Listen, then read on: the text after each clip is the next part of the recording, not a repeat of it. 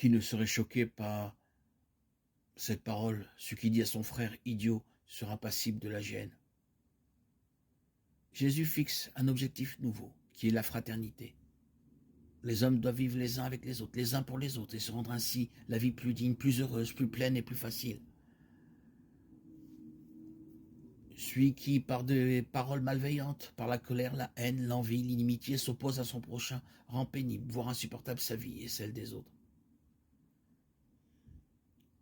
Rien n'est plus important ni plus urgent que d'extirper du monde toutes les divisions, et si l'on est brouillé avec d'autres, de se réconcilier. Une chose est certaine, la question de savoir qui, dans tel cas, a tort ou raison, ne sera jamais posée en termes de disputes et de chicanes. Ce ne serait guère le moyen pour parvenir à une réconciliation.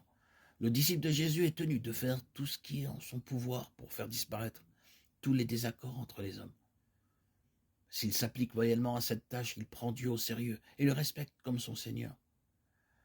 Ce n'est pas celui qui me dit Seigneur, Seigneur qui entrera dans le royaume des cieux, mais celui qui fait la volonté de mon Père qui est dans les cieux.